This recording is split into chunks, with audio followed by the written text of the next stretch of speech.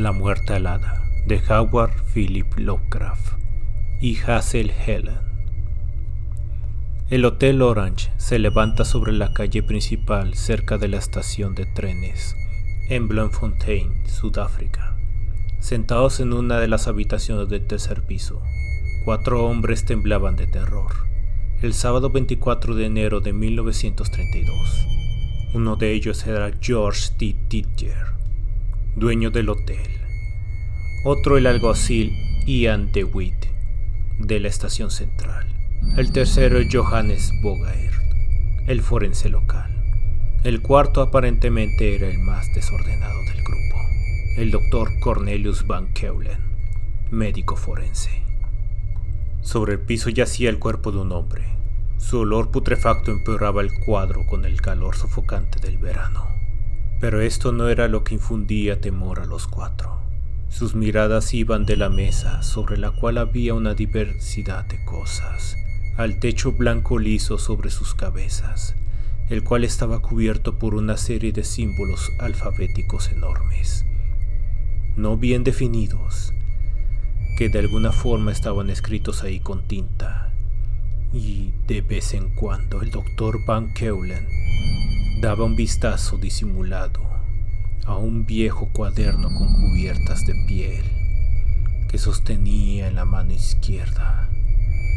El horror de los 4 se dividía en forma equitativa entre el cuaderno, las palabras escritas en el techo y una mosca muerta de aspecto peculiar que flotaba en una botella de armoníaco sobre la mesa.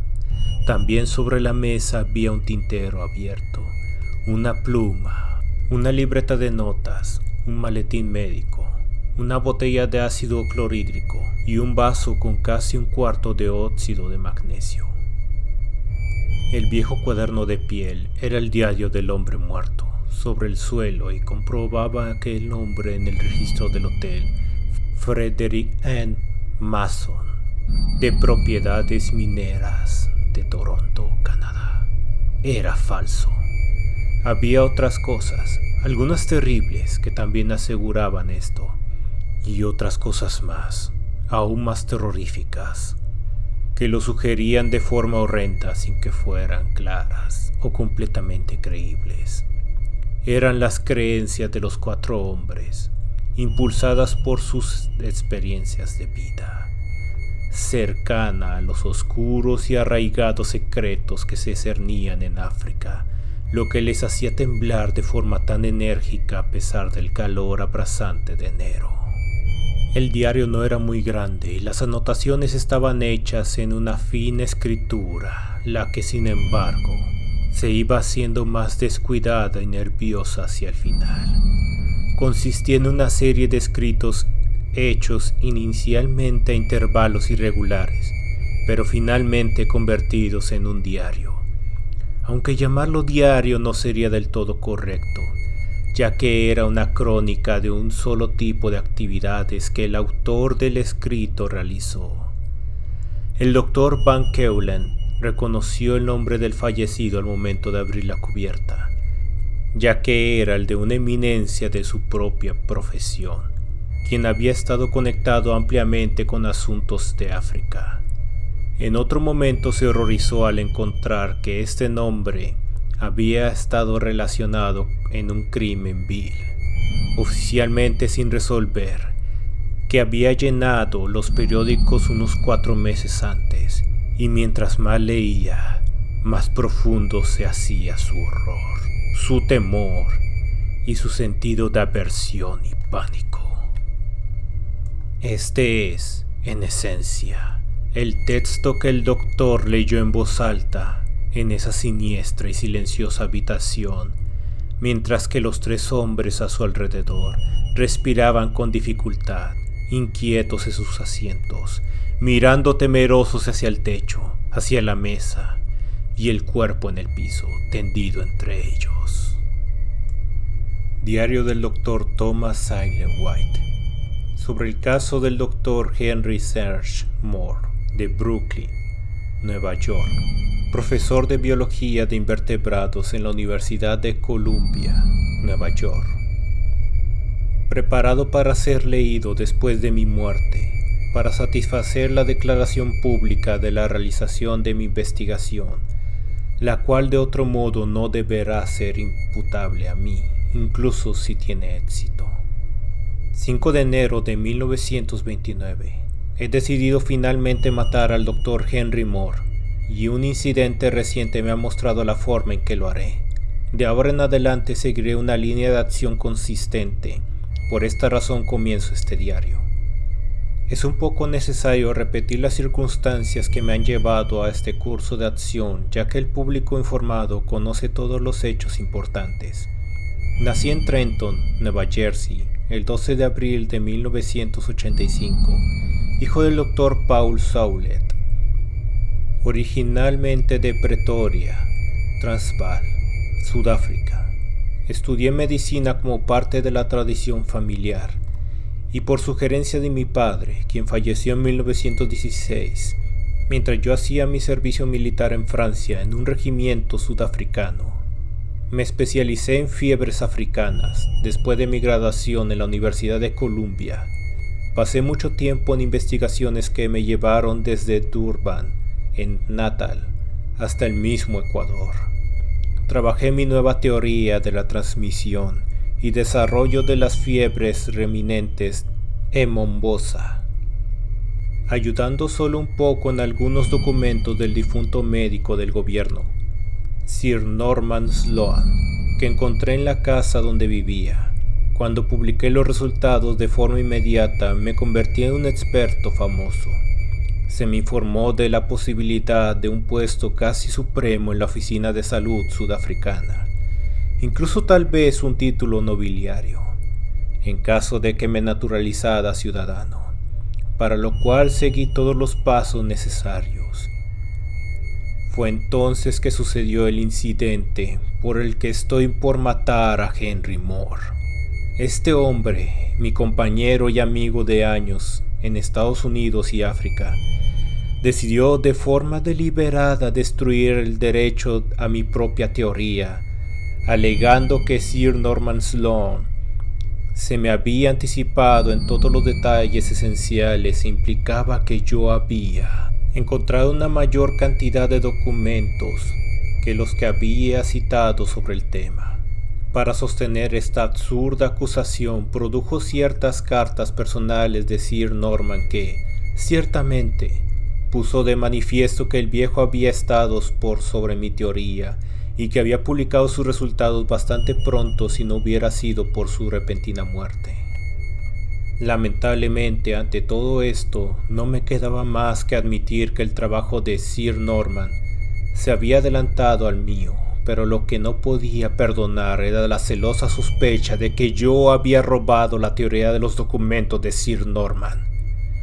El gobierno británico, con suficiente sensatez, ignoró estas aseveraciones, pero retiró el ofrecimiento del puesto y del título nobiliario con base en que mi teoría, aunque original, no era en efecto nueva. Pude pronto ver que mi carrera en África estaba perceptiblemente marcada, aunque había concentrado toda mi esperanza en ella, aún hasta el punto de renunciar a mi ciudadanía estadounidense.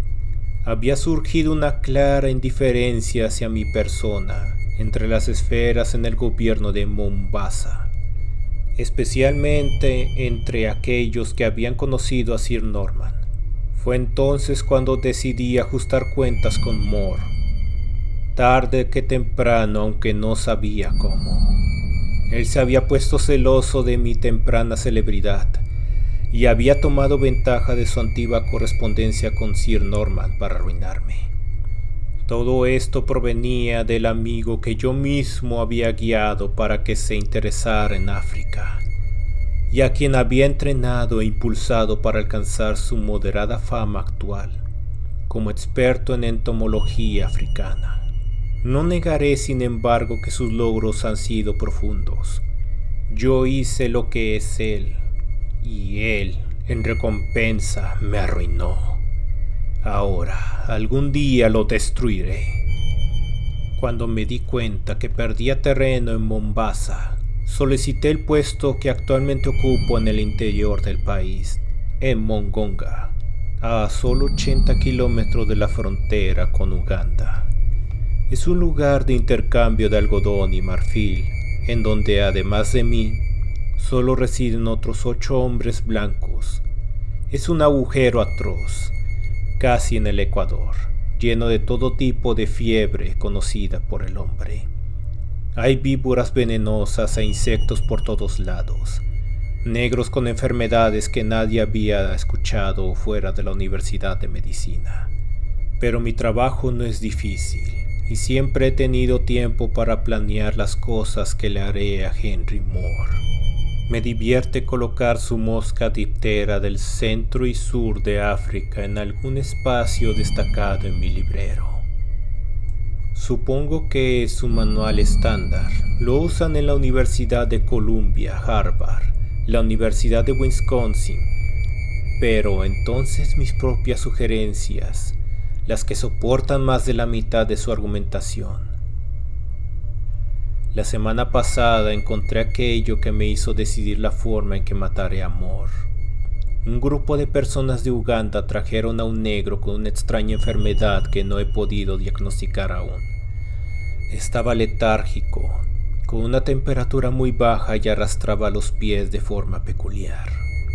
La mayoría de los demás parecían temerle y decía que estaba bajo los efectos del embrujo de un médico brujo. Pero Gobo, el traductor, dijo que le había picado un insecto. No me imaginaba el tipo de insecto que sería, ya que solo tiene una pequeña punción en el brazo. Es color rojo intenso con un anillo morado alrededor. Es una imagen espectral. Pero no sé de dónde creen los chicos que es magia negra. Parece ser que han visto casos como este antes. Y dicen que no hay nada que se pueda hacer. El viejo Nukuru en la clínica, uno de los que vienen del pueblo de Oromo, dice que debe ser la picadura de una mosca demonio, que hace que sus víctimas se consuman poco a poco hasta morir, y luego se apodera de su alma y personalidad, si está viva aún. Y vuela por ahí con sus gustos, disgustos y su conciencia. Una extraña leyenda. Y no conozco lo suficiente de ningún insecto mortal local para aseverarlo. Le di una buena inyección de quinina a este negro enfermo. Su nombre es Mebana. Y me tomé muestras de su sangre para hacer pruebas, pero no he logrado mucho avance. Ciertamente existe una extraña bacteria, pero no puedo identificarla ni remotamente. Lo más cercano es el parásito que uno encuentra en bueyes, caballos y perros que han sido picados por la mosca tsetse. Pero las moscas tsetse no infectan a los humanos, además que estamos muy al norte de donde ellas habitan. Sin embargo, el asunto importante es que he decidido no cómo matar a Moore. Si esta región interior tiene insectos venenosos, como dicen los nativos, me aseguraré que reciba un embarque de ellos, por parte de un proveedor del que no sospeche, con muchas aseveraciones que son inofensivos, esperando que deje de lado cualquier precaución por estudiar una especie desconocida. Y luego veremos cómo la naturaleza sigue su curso. No debería ser difícil encontrar un insecto que asuste tanto a los negros. Primero veremos cómo le va al pobre de Mebana, y luego encontrar a mi mensajero de la muerte. 7 de enero. Mebana no está mejorando aunque le inyecte todas las antitoxinas que conozco. Tiene ataques de temblores en los que desvaría atemorizado sobre la forma en que su alma pasará al insecto que lo picó, una vez que éste muera, y entre cada ataque se mantiene en un tipo de letargo. Su ritmo cardíaco es todavía fuerte, así que tal vez logre salvarlo. Lo intentaré, ya que él me podría guiar mejor que nadie en la región donde recibió la picadura. Mientras tanto le escribí al Dr. Lincoln, mi predecesor en este lugar, porque Allen, el encargado, dice que él tenía un profundo conocimiento de las enfermedades locales. Debería saber de la mosca de la muerte, si es que cualquier hombre blanco sabe algo de ella. Está en Nairobi ahora. Un mensajero negro deberá traerme una respuesta en una semana si viaja en tren la mitad del viaje. 10 de enero. El paciente sigue igual, pero encontré lo que quiero. Estaba en un antiguo libro en los registros de salud locales que he estado revisando mientras espero la respuesta de Lincoln. Hace 30 años hubo una epidemia que mató a miles de nativos en Uganda, y su rastreo en efecto a una extraña mosca llamada Glossina palpalis, de la familia de la Glossina marcescens, o tsetse. Vive en los arbustos de las orillas de los ríos y lagos. Se alimenta de la sangre de cocodrilos, antílopes y grandes mamíferos. Cuando estos animales, como su alimento, tienen el parásito de la triponosomiasis o la enfermedad del sueño, la mosca lo recoge y desarrolla un efecto agudo de infección después de un periodo de incubación de 31 días. Luego, por 75 días es una muerte segura para cualquier persona o animal que pique. Sin duda esta debía ser la mosca demonio que los negros decían. Ahora sé lo que busco. Espero que Mebada lo logre. Deberé saber algo de Lincoln en 4 o 5 días. Tiene una gran reputación por sus éxitos en casos de este tipo. Mi mayor problema será hacerle llegar las moscas a Moore sin que él las reconozca. Con su maldito trabajo académico diligente, sería típico de él saber sobre este insecto ya que aparece en los registros. 15 de enero. Acabo de recibir noticias de Lincoln, quien confirma lo que los registros dicen de la Glossina palpalis. Él tiene un remedio para la enfermedad del sueño que ha funcionado en gran número de casos cuando se administra pronto. Inyecciones intramusculares de triparsamina. No sé cómo funcionará con Mebana, porque fue picado hace alrededor de 2 meses. Pero Lincoln dice que se sabe de algunos casos que han durado hasta 18 meses, así que puede que no sea muy tarde.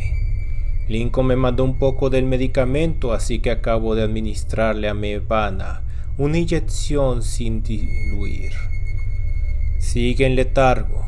Han traído a su esposa principalmente desde la aldea, pero parece ni siquiera reconocerla. Si se recupera, seguramente podrá mostrarme dónde están las moscas. Es un gran cazador de cocodrilos, según dice su historia clínica, por lo que conoce Uganda al dedillo. Le administraré otra inyección mañana. 16 de enero. Parece que Mebana está un poco mejor hoy, pero su ritmo cardíaco se está haciendo algo más lento. Seguiré con las inyecciones, pero en intervalos más largos. 17 de enero. Hay una marcada mejoría hoy. Mebana abrió los ojos y mostró signos de estar realmente consciente, aunque aturdido, después de la inyección. Espero que Moore no sepa sobre la triparsamina. Existe una buena posibilidad de que no, ya que nunca tuvo tendencia hacia la medicina. Parece que la lengua de Mebana está paralizada, pero supongo que eso pasará si logro despertarlo. En lo personal me caería bien dormir algo también, pero no de esta forma.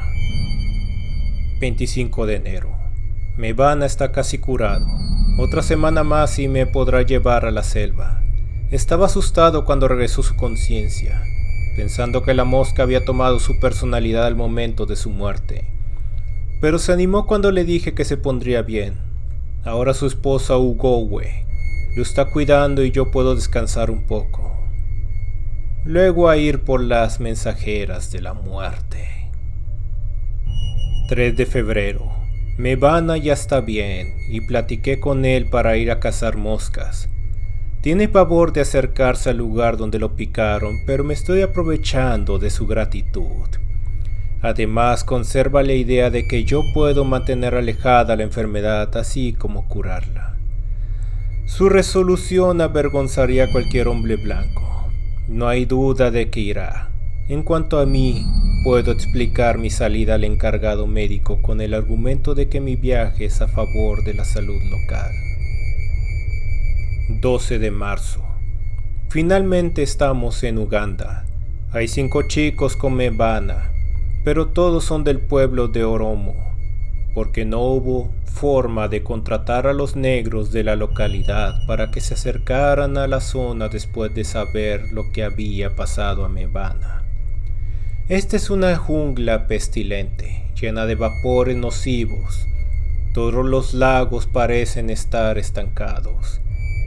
Llegamos a un punto de ruinas enormes. Por los Oromo la rodearon apresuradamente en lugar de pasar a través de ellas. Dicen que estos megalitos son más antiguos que el hombre y que solían ser un refugio opuesto de los pescadores del exterior, lo que sea que eso signifique, y donde los dioses Itzadogwa y Kulu habitaban. Hasta el día de hoy se dice que las ruinas tienen una influencia maligna y que están conectadas de alguna forma con las moscas demonio. 15 de marzo. Llegamos al lago Mlolo, esta mañana donde Mevana fue picado. Un lugar infernal plagado de escoria verde y lleno de cocodrilos. Mevana construyó una trampa para moscas con una malla de mosquitero fina donde colocó carne de cocodrilo como cebo. Tiene una pequeña entrada y una vez que las moscas entren no sabrán cómo salir. Son tan estúpidas como mortales, voraces si las pones con carne fresca o un plato lleno de sangre. Espero que atrapemos una buena cantidad. He decidido que experimentaré con ellas para encontrar una forma de cambiar su apariencia y que Mor no las reconozca. Podría tal vez cruzarlas con alguna otra especie para producir un híbrido extraño, en la cual la capacidad de transmisión de la infección no se ve afectada. Ya veremos. Debo esperar y no tengo prisa.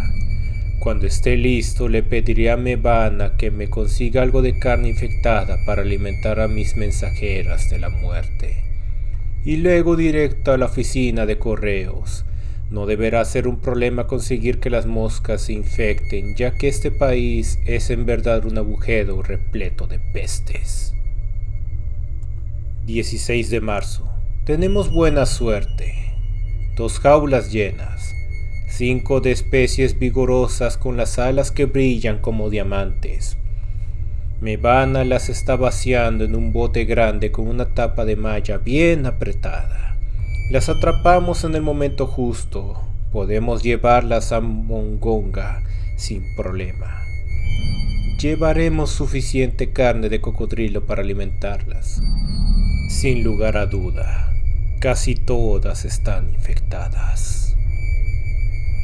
20 de abril. Estoy de regreso en Mongonga, muy ocupado en el laboratorio. Mandé a pedir al Dr. Just en Pretoria moscas tsetse para hacer experimentos de hibridación. Esta cruza, si es que funciona, deberá producir algo difícil de reconocer, pero igualmente mortal como la palpalis. Si no funciona, lo intentaré con otra difteria del centro del país, por lo que solicité al Dr. Van der Del en Ninjangwe algunas especies de Congo.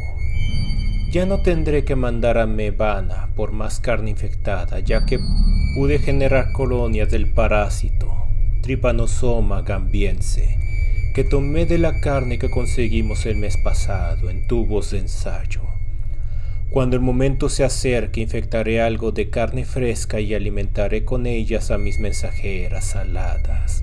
Y luego diré, buen viaje. 18 de junio. Hoy recibí las moscas tsetse enviadas por Just. Hace tiempo que están listas las jaulas de hibridación y ahora estoy haciendo la selección. Usaré rayos ultravioletas para acelerar el ciclo de vida. Afortunadamente tengo este tipo de aparatos en el equipo regular de la clínica. Por supuesto que no le he dicho a nadie lo que estoy haciendo.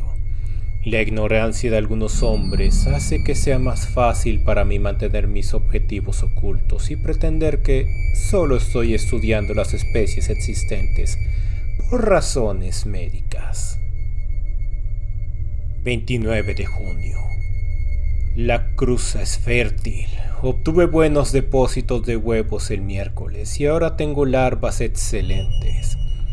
Si el insecto maduro se ve tan pequeño como estas cosas, no necesitaré nada más.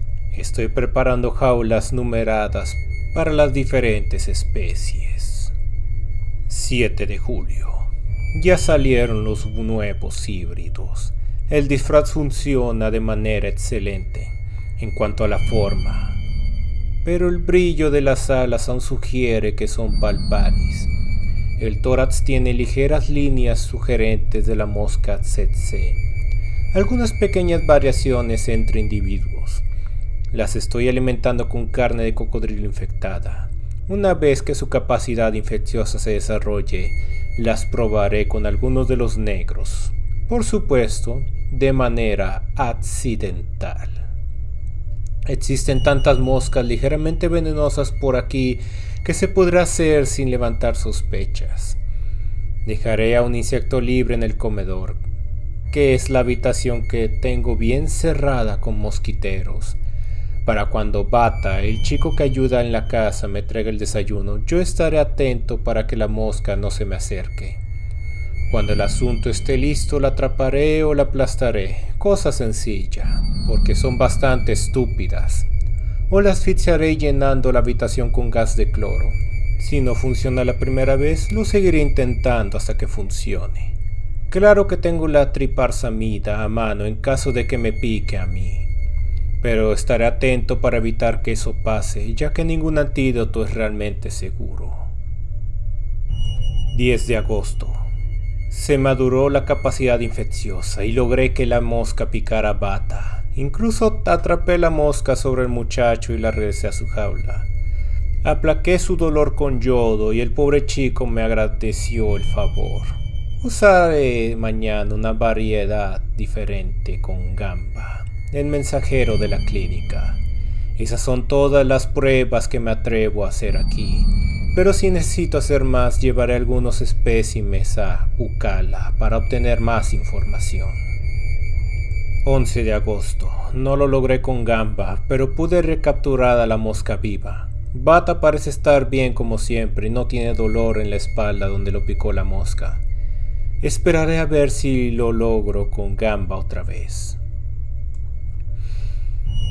14 de agosto. Llegó finalmente el embarque de insectos de Vanderdelt. 7 especies distintas, algunas más o menos venenosas. Las estoy alimentando bien en caso de que las cruzas con la tsetse no funcionen. Algunos de estos individuos no se parecen en nada a la palpalis. Pero el problema es que puede que no se obtengan cruzas fértiles. 17 de agosto. Logré que la mosca picara a Gamba en el hombro, pero la tuve que aplastar sobre él. Curé su herida y me agradeció al igual que Bata. No hay ningún cambio en Bata. 20 de agosto. Ningún cambio sobre Gamba ni Bata. Estoy experimentando con una nueva forma de disfraz para completar la hibridación. Algún tipo de teñido para cambiar el brillo revelador de las alas de la palpalis. Una tinta azulada sería lo mejor. Algo que pudiera rociar sobre un montón de insectos a la vez. Empezaré a revisar Cosas como sales de hierro y ciágeno, como el Prusia o el azul de Turbul. 25 de agosto. Hoy Bata se quejó de dolor en la espalda. Tal vez algo está sucediendo. 3 de septiembre. He logrado algo de progreso con mis experimentos. Bata muestra signos de letargo y dice que la espalda le duele todo el tiempo. Gamba empieza a sentir malestar en el hombro donde fue picado. 24 de septiembre.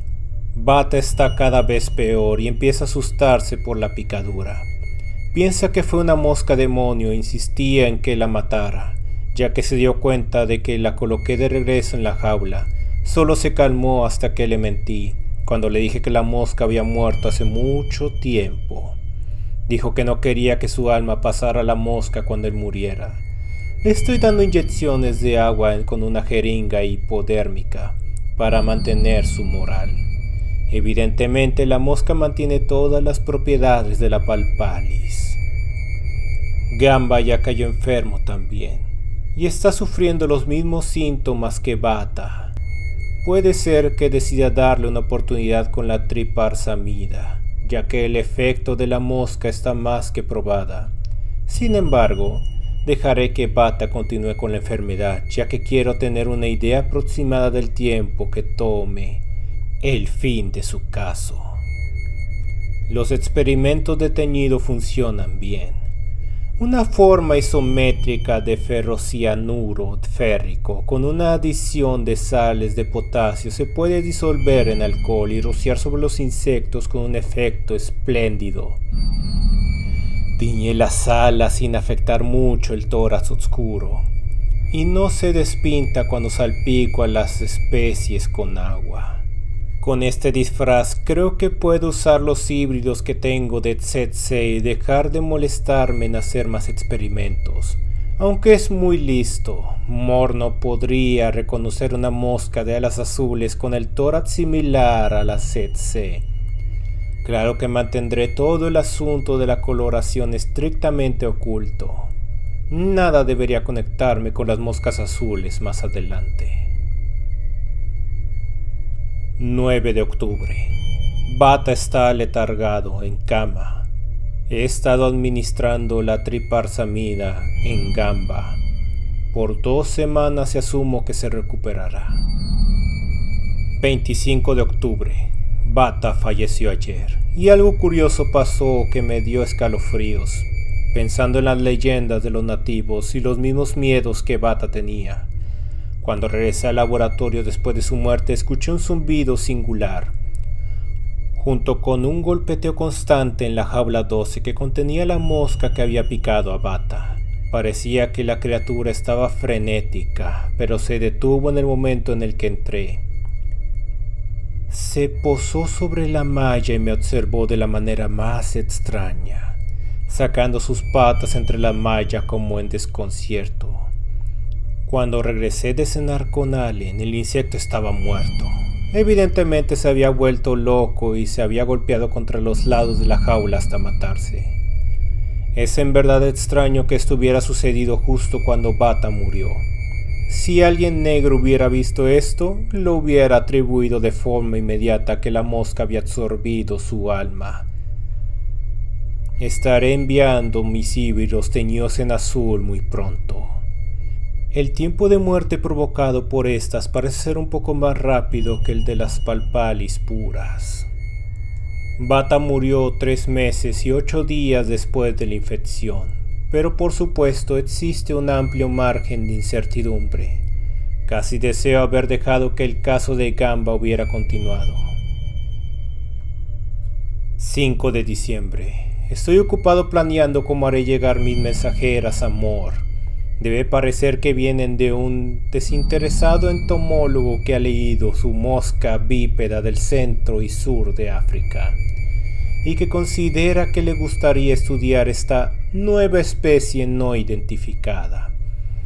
Debe también asegurarse de que la mosca de alas azules es inofensiva, tal y como lo planea la amplia experiencia de los nativos. Mor no sospechará y una de las moscas seguramente lo picará tarde que temprano, aunque uno no podría decir cuándo. Tendré que depender de las cartas de mis amigos en Nueva York. Ellos hablarán con Moore de vez en cuando para que me informen de los resultados, aunque seguramente los periódicos anunciarán su muerte. Sobre todo, no deberé mostrar interés en el caso. Enviaré las moscas por correo cuando esté viajando, pero no deberán reconocerme cuando lo haga. El mejor plan será tomar unas largas vacaciones al interior del país. Dejarme crecer la barba y enviar un paquete en Úcula, mientras visito a un entomólogo, y regresaré aquí después de rasurarme la barba. 12 de abril de 1930. Estoy de regreso en Mongonga después de mi largo viaje. Todo ha salido bien. Con la precisión de un reloj suizo, envié las moscas a Moore sin dejar rastro. Tomé vacaciones de Navidad el 15 de diciembre y salí de inmediato a hacer todo lo que tenía que hacer. Construí un buen contenedor de envío con espacio para incluir algo de carne de cocodrilo infectada, como alimento para las mensajeras. A fines de febrero tenía la suficiente barba para cambiar mi complexión facial. Me presenté en Úcula el 9 de marzo y escribí una carta para Moore en una máquina de escribir de la oficina postal. La firmé Neville Wayland Hall, un presunto entomólogo de Londres. Pienso que planteé el tono correcto al decir que era un interés de homólogos científicos y todo eso, enfatizando en que los especímenes eran completamente inofensivos. Nadie sospechó nada. Me rasuré la barba en cuanto salí al campo para que no hubieran líneas de bronceado en mi cara al momento de regresar aquí. Prescindiendo de cargadores nativos, con excepción de un pequeño tramo de pantano, puedo hacer maravillas con mi mochila en la espalda y un buen sentido de la orientación. Por suerte estoy acostumbrado a viajar de esta forma. Expliqué mi ausencia prolongada diciendo que había tenido algo de fiebre y que había tomado un par de caminos en direcciones erróneas cuando iba a campo traviesa. Pero ahora seguiría la parte más difícil, la psicológica, esperando noticias sobre Moore sin mostrar preocupación. Claro está que él podría no ser picado antes de que el veneno desapareciera, pero las posibilidades estaban a 100 contra 1 en su caso. No tengo remordimiento después de lo que me hizo. Se merece esto y más. 30 de junio de 1930. ¡Bravo! Funcionó el primer paso. Acabo de saber de forma casual por parte de Dyson de Columbia que Moore recibió unas moscas de alas azules desde África y que está confundido con ellas. Todavía no hay comentarios sobre ninguna picadura, pero si conozco los modos descuidados de Moore, como creo que los conozco, seguramente recibirá una bastante pronto. 27 de agosto de 1930. Carta de Morton desde Cambridge. Dice que Moore no se ha sentido bien y comenta sobre una picadura de insecto en la parte posterior del cuello. Una picadura de una especie que recibió a mediados de junio. ¿Acaso tuve éxito? Parece ser que Moore no relaciona su malestar con la picadura. Si esto es cierto, entonces Moore recibió la picadura durante el periodo infeccioso del insecto. 12 de septiembre de 1930. ¡Victoria! Otro mensaje de Dyson diciendo que Moore está realmente enfermo. Ya vinculó su enfermedad a la picadura, que recibió alrededor del 19 de junio por la tarde, y está desconcertado por la identidad del insecto, que está tratando de contactar al Neil Wayland Hall, que le mandó el envío. De las más de 100 que le mandé, como 25 llegaron vivas. Algunas escaparon al momento de la picadura, pero que algunas larvas han emergido de los huevos puestos desde la fecha de la recepción del envío. Dyson dice que Moore está incubando cuidadosamente las larvas. Supongo que identificará la hibridación de las tsetse y las palpalis una vez que maduren, pero eso no le servirá de nada. Se preguntará, sin embargo, ¿cuál es la razón de que las alas azules no se transmiten por herencia? 8 de noviembre de 1930. Las cartas de media docena de amigos me cuentan de la grave enfermedad de Moore. Una carta de Dyson llegó hoy.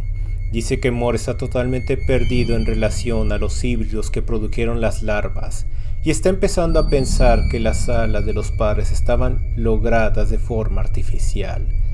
Debe quedarse en cama la mayor parte del tiempo. No hay comentarios de que esté usando la triparsamida. 13 de febrero de 1931. No hay tan buenas noticias. Moore se está hundiendo y parece no encontrar remedio. Pero creo que sospecha de mí. Recibí una carta muy fría de Morton el mes pasado que no mencionaban a Moore. Y ahora Dyson escribe, también de manera cortante, que Moore está formando teorías sobre el asunto. Ha estado buscando a Wayland Hall por telégrafo en Londres, Ukala, Nairobi, Mombasa y otros lugares. Por supuesto no encuentra nada. Estimo que le ha comentado a Dyson de que sospecha de mí. Pero Dyson todavía no le cree. Veo que deberé empezar a planear el salir de aquí y borrar definitivamente mi identidad. Qué fin para una carrera que empezó tan bien. Más resultados del trabajo de Moore, pero ahora lo está pagando por adelantado. Creo que regresaré a Sudáfrica. Mientras tanto, iré a depositar en forma discreta fondos a nombre de mi nueva identidad. Frederick Nasmith Mason de Toronto, Canadá. Corredor de propiedades mineras. Estableceré una nueva firma para mis identificaciones. Si nunca debo tomar este paso, podría recuperar fácilmente los fondos y transferirlos a mis cuentas actuales. 15 de agosto de 1931. Ha pasado medio año y sigo en suspenso. Parece que Dyson y Morton, al igual que otros muchos de mis amigos, han dejado de escribirme. El Dr. James de San Francisco recibe noticias de vez en cuando de los amigos de Moore y dice que está casi en un coma continuo. No puede caminar desde mayo. Cuando podía hablar se quejaba de que tenía frío. Ahora no puede hablar, aunque se cree que todavía tiene pequeños momentos de lucidez. Su respiración es entrecortada y agitada, y se puede escuchar entre otras habitaciones. No hay nada que el Trypanosoma gambiense se esté alimentando de él. Pero parece que aguanta más que los negros de por aquí. 3 meses y 8 días acabaron con Bata, y Moore ha sobrevivido más de un año desde su picadura. Escuché rumores de una intensa búsqueda de Wayland Hall en Ukala. No creo que deba preocuparme todavía, ya que no existe absolutamente nada que me vincule en este asunto. 7 de octubre de 1931. Por fin terminó. Las noticias de la Gaceta de Mombasa. Moore falleció el 20 de septiembre después de unos ataques fuertes de temblores y una temperatura corporal muy por debajo de lo normal. Ahí lo tienen. Dije que me la cobraría y lo hice. El periódico tenía un reporte a 3 columnas de su larga enfermedad, de su muerte y de una búsqueda infructuosa de un Wayland Hall. Obviamente Moore era un personaje en África más importante de lo que yo había considerado. El insecto que lo picó estaba ya totalmente identificado por los especímenes sobrevivientes y las larvas que se desarrollaron. También detectaron ya las alas teñidas.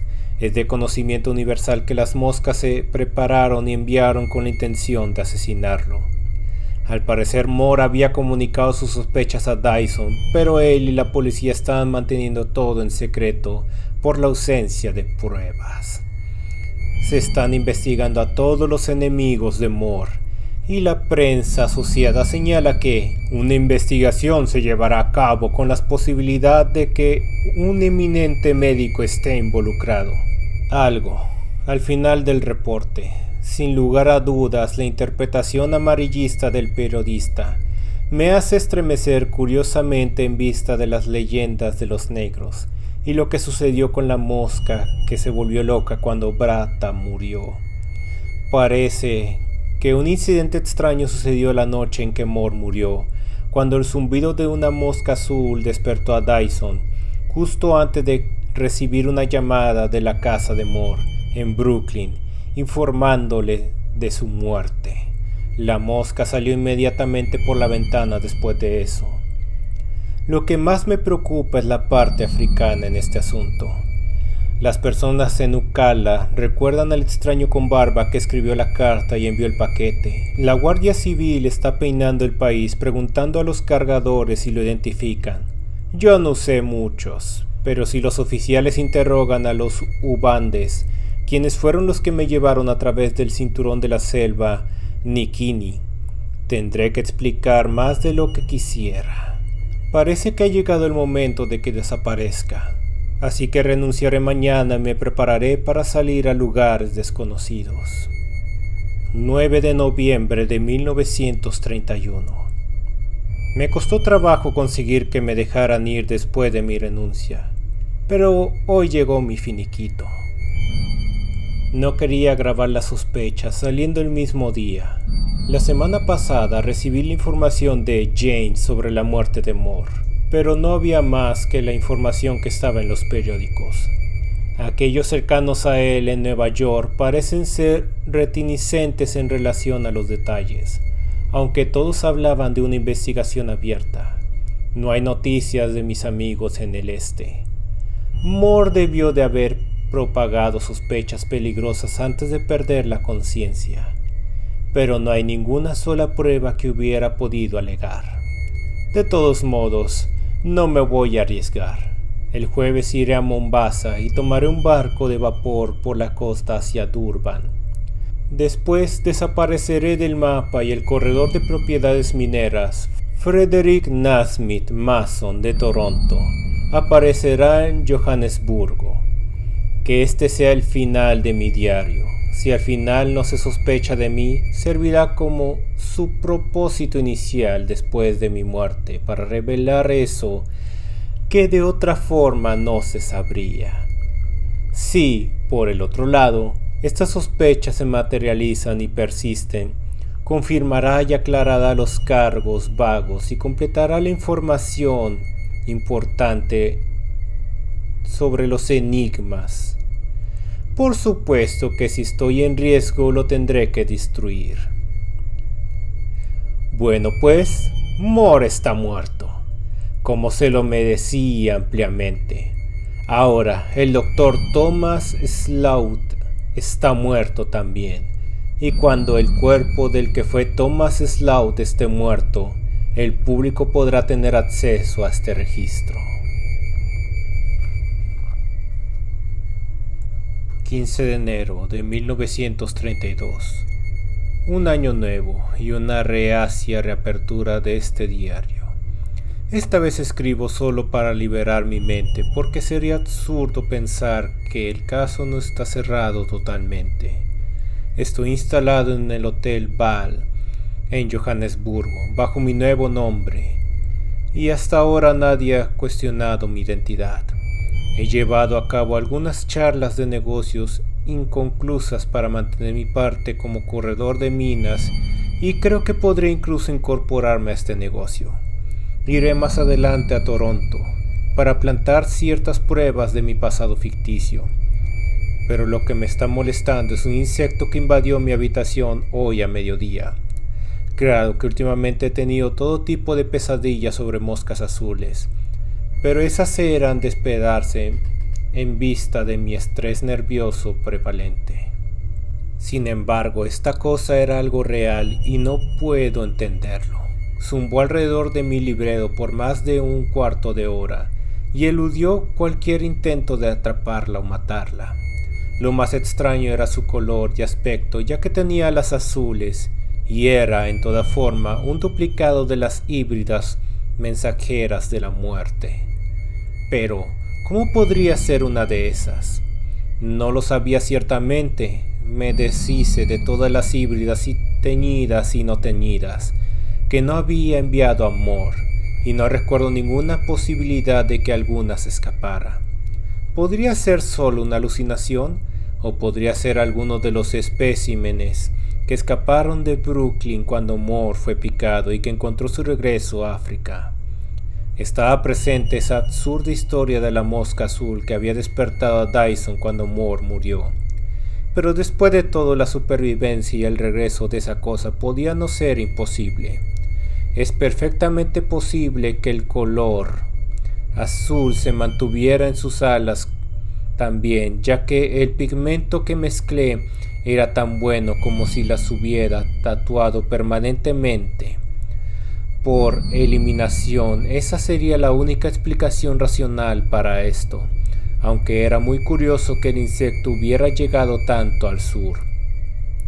Posiblemente un instinto inherente de retorno al lugar de origen en el código de la CC. Después de todo, esa parte de su genética proviene de Sudáfrica. Deberé estar atento para que no me pique. Claro que el veneno original, si en verdad es una de las moscas que escaparon de Moore, se diluyó hace mucho tiempo. Pero seguro se debió alimentar en el viaje desde América y pudo muy bien haber pasado por el centro de África y recogido una infección nueva. Es más, eso es muy probable, ya que la parte de su herencia del Palpalis lo hubiera llevado naturalmente a Uganda a través de todos los parásitos de Trypanosomiasis. Todavía tengo algo de triparsamida. No podía soportar destruir mi maletín médico aun cuando fuera incriminatorio. Pero después de que he leído sobre el tema, ya no estoy tan seguro sobre la efectividad del fármaco. Por supuesto que da una oportunidad de defensa. Ciertamente salvó a Gamba, pero siempre hay una posibilidad de que falle. Es endiabladamente extraño que esta mosca se haya metido a mi habitación, de entre todos los lugares en la gran extensión de África. Me parece una coincidencia demasiado extrema. Supongo que si regresa me aseguraré de matarla. Estoy sorprendido de que se me haya escapado, ya que estos individuos son extremadamente estúpidos y fáciles de atrapar. Podría ser solo una ilusión después de todo. Claro que el calor me ha estado afectando más que nunca, más que en Uganda. 16 de enero. ¿Me estaré volviendo loco? La mosca regresó esta tarde y actuó de forma tan anómala que no puedo entender nada. Solo una ilusión de mi parte podría responder a lo que esa peste zumbadora pareciera estar haciendo. Apareció de la nada y se dirigió directamente hacia mi librero, circulando una y otra vez frente a una copia del Mosca diptera del centro y sur de África de Moore. Una vez más trataré de atraparla, pero al igual que ayer no lo logré. Finalmente la peste volvió hasta el tintero sobre la mesa y se sumergió en la tinta. Solo las patas y el tórax, cuidando de no mojar sus alas. Luego volvió hacia el techo y se pasó sobre mí. Se arrastró haciendo una curva y dejando un rastro de tinta. En un momento dio un pequeño brinco y dejó una sola mancha de tinta desconectada del rastro inicial. Luego se descolocó justo frente a mi cara y zumbó alejándose antes de que la pudiera atrapar. Algo sobre todo este asunto me parece monstruosamente siniestro y anómalo, más de lo que me pudiera explicar a mí mismo. Cuando vi el rastro de tinta en el techo, desde diversos ángulos me parecía más y más familiar, hasta que comprendí que formaba un signo de interrogación absolutamente perfecto. ¿Cómo no podía ser esto más malignamente apropiado? Es una sorpresa que no me haya desmayado hasta ahora. Ninguno del personal del hotel lo había notado. No he visto a la mosca esta tarde, ni esta noche, pero mantengo mi tintero muy bien cerrado.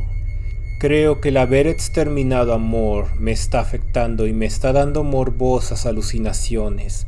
Tal vez no haya ninguna mosca después de todo. 18 de enero. ¿En cuál extraño infierno de pesadilla viviente he caído? Lo que ocurrió hoy es algo que no podría suceder de forma normal.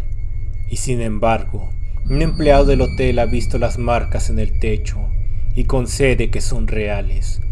Como a las 11 de la mañana estaba escribiendo un manuscrito y algo se precipitó delante del tintero y salió disparado antes de que pudiera ver lo que era.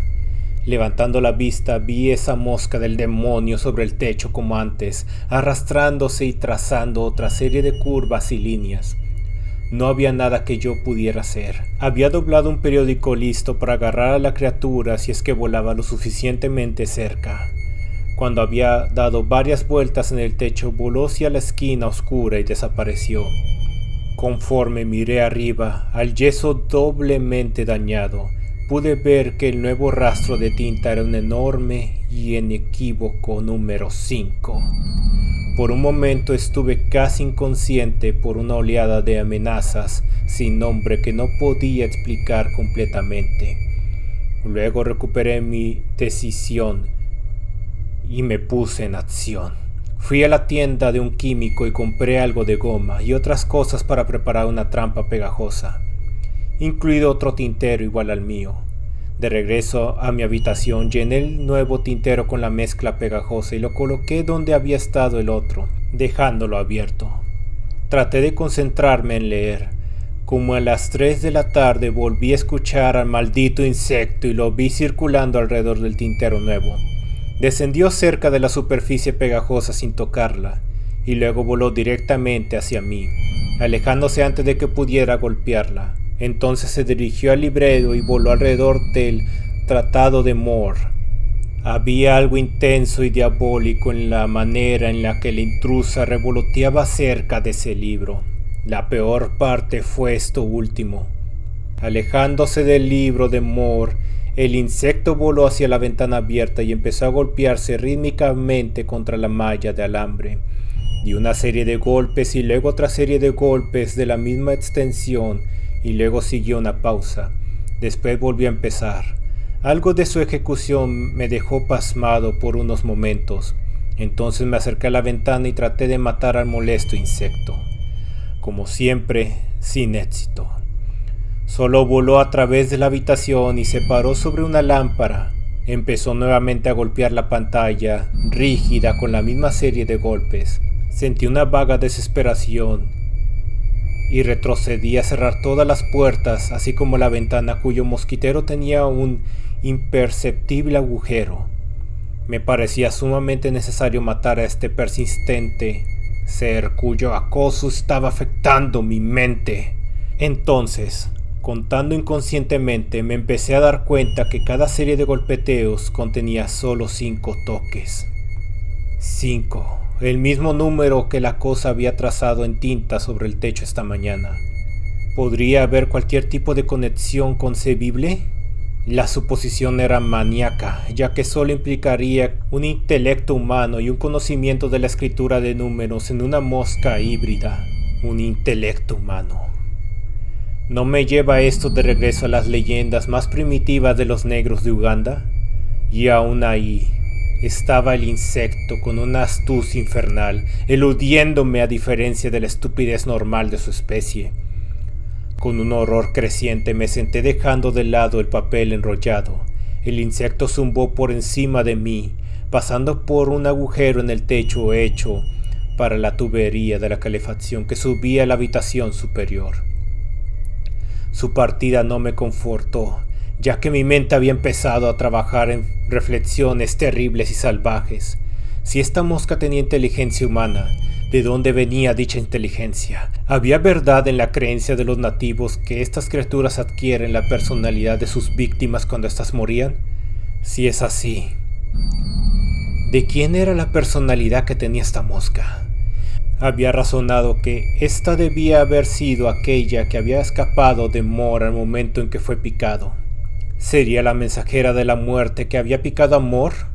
Si es así, ¿Qué era lo que quería conmigo? ¿Qué quiere de mí de todos modos? Con un sudor frío recordé las acciones de la mosca que había picado a Bata. Cuando Bata murió, ¿se habría desplazado la personalidad de la mosca por la de su víctima mortal? Además, estaban las noticias sensacionalistas de la mosca que había despertado a Dyson cuando Moore falleció. Sobre esa mosca que me estaba acosando, ¿podría ser la que tenía una personalidad humana vengativa? Como revoloteaba alrededor del libro de Moore, me rehusaba a pensar más allá de eso. En cierta forma comenzaba a estar seguro de que la criatura se encontraba en efecto infectada en la forma más virulenta posible, con una deliberación maligna tan evidente en cada uno de sus actos. Seguramente se infectó a propósito con los parásitos más mortales de toda África. Mi mente, profundamente sacudida, estaba ahora tomando por sentado las cualidades humanas de la mosca. Llamé al recepcionista y le solicité que enviara a alguien para tapar la tubería de la calefacción y cualquier otro resquicio que hubiera en mi habitación. Le dije que me estaban atormentando las moscas y pareció simpatizar conmigo. Cuando el hombre llegó, le mostré las marcas en el techo, las cuales reconoció sin dificultad, así que son reales. El parecido con un signo de interrogación y un número 5 lo desconcertaba y fascinaba. Al final rellenó todos los hoyos que pudo encontrar y arregló la malla de la ventana, así que ahora podía dejar abiertas las dos ventanas. Evidentemente, me consideró un poco excéntrico, especialmente porque ningún insecto estuvo a la vista mientras estuvo aquí, pero eso no me importó para nada. Hasta el momento la mosca no ha aparecido. Solo Dios sabe qué es lo que quiere, o lo que será de mí. 19 de enero. Estoy absolutamente sumergido en el terror. La cosa me tocó. Algo monstruoso y demoníaco está trabajando alrededor mío y soy una víctima indefensa. Cuando regresé del desayuno esta mañana, ese demonio helado del infierno pasó junto a mi cabeza dentro de mi habitación y comenzó a golpearse nuevamente contra la malla de la ventana como le estaba haciendo ayer. Sin embargo, esta vez, cada serie de golpeteos contiene 4 toques. Corrí a la ventana para tratar de atraparla, pero escapó como siempre y voló hacia el tratado de Moore, donde zumbó de forma burlona. Su equipo de vocalización es limitado, pero pude notar que su zumbido venía de un grupo de 4. En este momento ya estaba realmente enojado, así que grité en voz alta: ¡Moore, Moore, por Dios! ¿Qué es lo que quieres? Cuando hice esto, la criatura dejó su revoloteo circular y voló hacia mí, y realizó un descenso suave y agraciado, como haciendo una reverencia. Luego regresó al libro. Al menos eso me pareció que hacía, aunque ya no puedo confiar en mis sentidos. Cuando la peor cosa pasó, había dejado la puerta abierta esperando que el monstruo se fuera en caso de que no la pudiera atrapar. Pero como a las 11:30 cerré la puerta, concluyendo que se había ido, me senté a leer.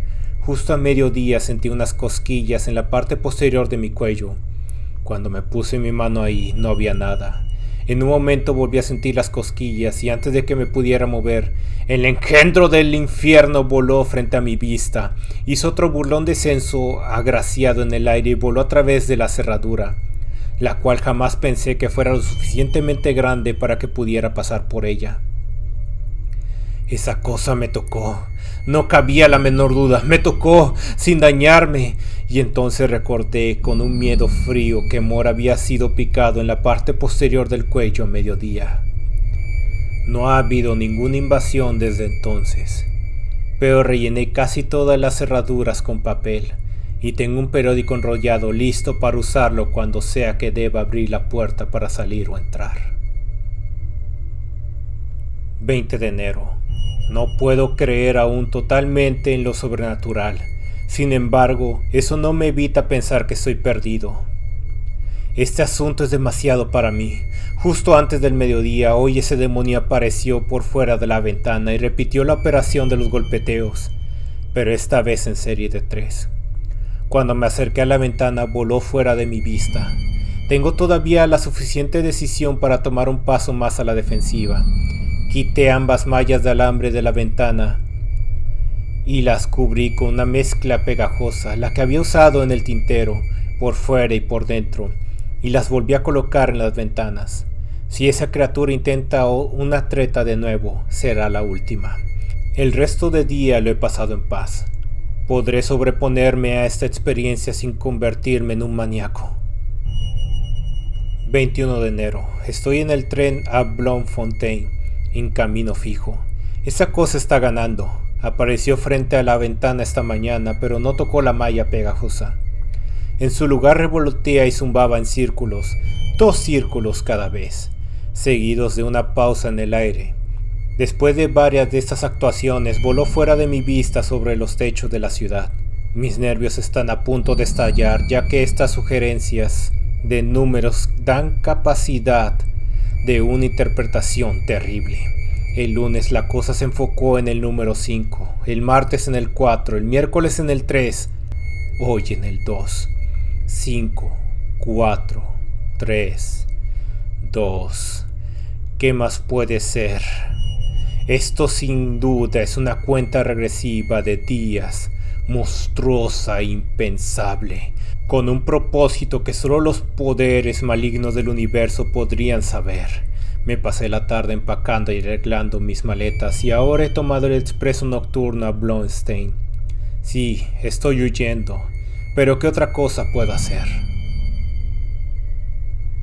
22 de enero. Estoy instalado en el Hotel Orange en Bloemfontein, un lugar cómodo y excelente, pero el horror me siguió hasta aquí. Había cerrado todas las puertas y ventanas, había tapado todas las cerraduras, busqué posibles resquicios y bajé las cortinas, pero justo antes del mediodía escuché un golpe sordo en una de las mallas de la ventana. Esperé. Después de una larga pausa, otro golpe sonó. Una segunda pausa y otro golpe nuevamente. Levanté la cortina y la maldita mosca, como la esperaba, estaba allí. Describía un círculo grande, lentamente en el aire. Luego desapareció de mi vista. Estaba débil como un harapo y tuve que descansar sobre el sofá. 1. Este era claramente el peso del mensaje actual del monstruo. Un golpe. Un círculo. ¿Significaba esto un día más para mí antes de mi destino inimaginable? ¿Debería huir nuevamente? ¿O atrincherarme aquí y sellar la habitación? Después de una hora de descanso me sentí capaz de actuar y requerí que me enviaran una gran reserva de provisiones de comida enlatada y preempacada, también ropa de cama y toallas. Mañana. Bajo ninguna circunstancia abriré ninguna puerta ni ventana. Cuando llegó la comida, la ropa blanca, el negro me miró de forma extraña, pero no me importaba que me considerara excéntrico o demente. Me acosan poderes mucho peores que pasar el ridículo ante los hombres. Habiendo recibido las provisiones, revisé cada milímetro cuadrado de las paredes, rellenando cualquier abertura microscópica que pudiera encontrar. Finalmente me sentí capaz de poder dormir. Aquí la escritura se hace irregular, nerviosa y muy difícil de descifrar. 23 de enero. Es justo antes del mediodía y presiento que algo sumamente terrible está a punto de suceder. No pude dormir tarde como esperaba, aunque casi no dormí nada en el tren la noche anterior. Me levanté muy temprano y he tenido problemas para concentrarme con lo que sea, leer o escribir por igual. La lenta y deliberada cuenta regresiva de los días es demasiado para mí. No sé quién es el que ha perdido la cabeza, yo o la naturaleza. Hasta como las 11 hice un poco con excepción de caminar alrededor de la habitación. Entonces escuché un sonido que venía de los paquetes de comida que trajeron ayer, y esa mosca demoníaca salió entre ellos ante mis propios ojos. Busqué algo plano y traté de golpearla a pesar de mi pánico, pero sin el más mínimo efecto posible. como siempre. Conforme yo avanzaba, ese terror de alas azules se alejaba hacia la mesa donde había apilado mis libros y revoloteó por un segundo sobre la mosca diptera del centro y sur de África de Mor. Seguí avanzando y voló sobre el reloj que estaba sobre la chimenea y se posó en la carátula cerca del número 12. Antes de que pudiera pensar en algún otro movimiento, la mosca empezó a caminar alrededor de la carátula del reloj, lenta y delicadamente en la dirección de las manecillas. Pasó por debajo del minutero, aplanándose por debajo, pasó bajo el horario y finalmente se detuvo exactamente en el número 12. Mientras se mantuvo ahí, movía sus alas reproduciendo un zumbido. ¿Es este un portento de algún tipo? Me está volviendo tan supersticioso como los negros. Son minutos después de las 11. En este momento, ¿el fin será a las 12? Tengo un último recurso, que se me ocurre por pura desesperación. Ojalá lo hubiera pensado antes. Recordé que en mi maletín tenía las 2 sustancias que se necesitan para generar gas de cloro. Decidí llenar la habitación con ese vapor letal, asfixiando a la mosca mientras me protejo con un pañuelo mojado en amoníaco sobre mi cara. Afortunadamente tengo bastante amoníaco. Esta máscara burda probablemente neutralice los cáusticos vapores de cloro, lo suficiente hasta que el insecto muera, o al menos quede indefenso para aplastarlo. Pero debo hacerlo rápido. ¿Cómo puedo asegurarme de que la cosa no me atacará antes de que complete mis preparaciones? No debería estar deteniéndome a escribir en este diario. Más tarde. Los 2 compuestos químicos, el ácido hidroclorídico y dióxido de magnesio, están sobre la mesa listos para mezclarse. He listado para mantenerlo húmedo hasta que el cloro se disipe. He cerrado las cortinas de ambas ventanas, pero no me gustan las acciones de ese demonio híbrido. Se mantiene sobre el reloj, pero está lentamente caminando hacia atrás de la marca del 12 para encontrarse con el minutero que avanza. ¿Será esta mi última entrada en este diario? Sería inútil tratar de negar lo que sospecho. Muchas veces grandes verdades yacen detrás de las leyendas más extrañas y fantásticas. ¿Será la personalidad de Henry Moore tratando de vengarse de mí a través de este demonio de alas azules? ¿Es esta la mosca que lo picó y que, en consecuencia, absorbió su conciencia cuando murió? Si es así y me pica, mi propia personalidad desplazará a la de Moore y entrará en ese cuerpo que zumba cuando yo muera por la picadura más adelante. Aunque tal vez no necesariamente muera aunque me pique. Siempre está la oportunidad con la triparsamida. Además no tengo remordimientos de nada. Moore tenía que morir, que sea lo que tenga que ser. Un poco después, la mosca se ha detenido en la carátula del reloj donde se marca el cuarto a la hora. Son las 11:30. Estoy saturando el pañuelo sobre mi cara con el amoníaco y me quedo con la botella cerca para mis aplicaciones. Esta será la última entrada en el diario antes de que mezcle el ácido y el magnesio para liberar el cloro. No debería perder tiempo, pero me tranquiliza escribir estas cosas en el papel. Si no fuera por este diario, hubiera perdido la razón hace mucho tiempo. Parece que la mosca se está impacientando y el minutero se le está acercando. Ahora a tomar el cloro. Fin del diario. El 24 de enero de 1932, después de golpear la puerta en repetidas ocasiones para obtener la respuesta por parte del excéntrico huésped de la habitación 303 del Hotel Orange, un empleado negro entró con una llave maestra y enseguida salió gritando por las escaleras para decirle al recepcionista lo que había encontrado. El recepcionista, después de llamar a la policía, llamó al gerente, quien acompañó al alguacil de Witt, al forense Bogert y al doctor Van Keulen. a la habitación fatal. El ocupante estaba muerto sobre el piso, su cara hacia arriba con un pañuelo amarrado que olía fuertemente a amoníaco. Bajo esta cubierta, sus facciones mostraban una expresión rígida de horror puro, que se transmitía hacia los observadores. Detrás del cuello, el Dr. Van Keulen encontró una picadura virulenta de algún tipo de insecto color rojo vivo, con un anillo morado alrededor, que sugería una mosca tsetse o algo menos inocuo.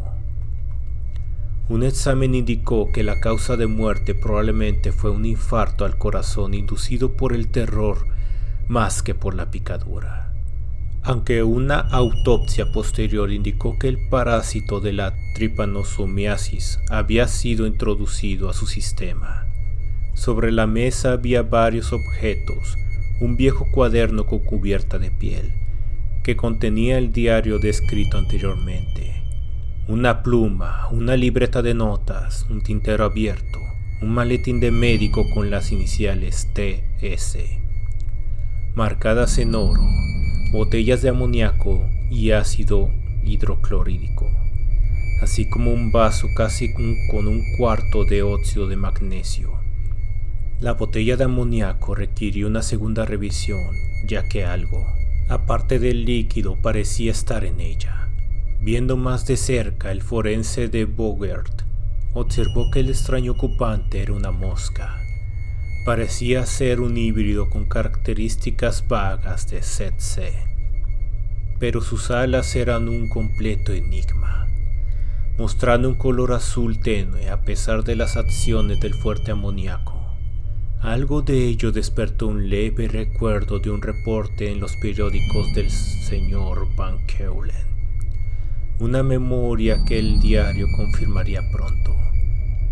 Las partes bajas de la mosca parecían estar manchadas con tinta, tan saturadas que ni siquiera el amoníaco las había despintado. Posiblemente había caído una vez en el tintero, aunque las alas no estaban manchadas, pero ¿cómo había caído dentro de la botella de amoníaco, a través de una boca tan estrecha? Parecía como si la criatura se hubiera introducido de forma deliberada en ella y se hubiera suicidado. Pero lo más extraño de todo fue lo que el alguacil de Witt notó en el liso techo blanco sobre sus cabezas mientras observaba todo con curiosidad. Al gritar, todos los demás voltearon al punto en el que estaba mirando. Hasta el Dr. Van Keulen, quien había estado hojeando el libro de piel con una expresión mixta de horror, fascinación e incredulidad. Lo que estaba en el techo sería una serie de rastros de tinta, temblorosos como si hubieran sido hechos por un insecto empapado en tinta. De inmediato todos pensaron en las manchas sobre la mosca, encontrada de forma tan extraña dentro de la botella de amoníaco. Pero estos no eran solo rastros de tinta ordinarios. A una primera vista revelaban algo inquietantemente familiar, y una inspección más de cerca provocó exclamaciones de asombro y sobresalto de los 4 observadores. El alguacil Bogert instintivamente buscó por la habitación para ver si había cualquier instrumento inimaginable o alguna disposición de muebles apilados que hicieran posible que las marcas hubieran sido hechas por la acción humana. Al no encontrar nada por el estilo, volvió nuevamente su mirada hacia arriba con curiosidad atemorizada. Más allá de cualquier duda, esas manchas de tinta formaban letras definidas, letras que construían palabras en inglés. El doctor fue el primero en leerlas en voz alta, y claramente los otros las escucharon sin aliento mientras que recitaba el mensaje demente garabateado de forma increíble en un lugar inalcanzable para la mano de un hombre. Lean mi diario. Esa cosa me atacó primero. Morí, entonces vi que estaba en ella. Los negros tienen razón.